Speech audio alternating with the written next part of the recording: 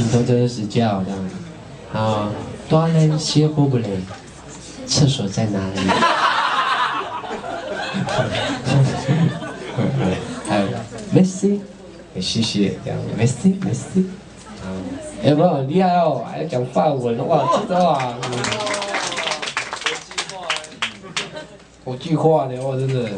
下次如果讲西班牙文，你们不要太怀疑，搞不好我会讲泰文啊。讲到我去泰国发展打泰拳，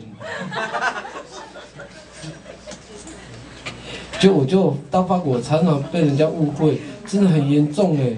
我说我来自我说这是阿波希真的台湾人，台湾 ，no， 台湾。no， 我真的很像法国那个吗？泰国人吗？没有吧？那我比较像香港吧，李小龙那种。这样子。李小龙，我真的不夸张，我今年这个月要出国第5次，要去香港。哇，真的免费的哦，哇，好烦哦啊！机票跟扑克牌一样多啊！我在算呢。啊，好了，就讲那么多，但出国看看总是好的，我觉得。这张专辑没有赚到什么钱，但是我觉得我得到很多机会可以出国。3月去日本嘛，然后去日本冲绳、北海道。很夸张的去冲绳、北海道，又去横滨、东京、九州。那我继续讲啊，你继续啊。然后8月去加拿大的多伦多跟温哥华，9月去上海，10月去巴黎匈菲利，还有胡翁跟南特这样。接下来10月要去香港，我继续讲啊。iPhone 不要掉了。够狠的啊！我常常忘东忘西，尤其是高科技的东西这样。现在我很想要做那个链子，要绑到头上。真的，要不然掉，真的很心疼的。然后我觉得是一个分享啊，我也发觉有一个什么 Facebook， 真是很神奇的事情。最近他不是要出电影吗？对，什么 Facebook 啊，色情网站，色情的哦，不是啊，色情网站，社群啊，对吧？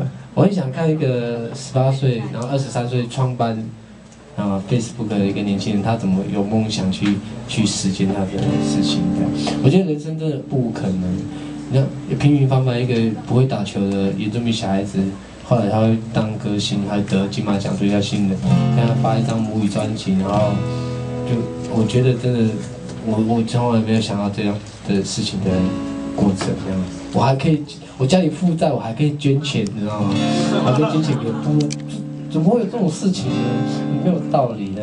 但是真的就是你的有没有那个热情，对你的人生，对你自己的梦想，我觉得是这个事情让我有感觉到的。我去法国真的是一个很偶然的机会，是简单的分享，因为这是新的报告，所以讲话比较多我觉得大家可以循着这样的经营的方式。有一次我在金曲奖表演，就是然后那时候我在牛点，我真的不知道对方是谁，他是新闻局的出版科的第3科的科长，叫曾金马。然后我就常常开玩笑，如果比较熟悉我的朋友都知道，我唱阿美族的话，我都会给他们讲说，有没有很像法文？对啊，很像法文。然后因为一直在台上一直讲这件事情，然后那科长可能受不了了，是觉得这个玩笑不好笑的。他说你是很想去法国啊？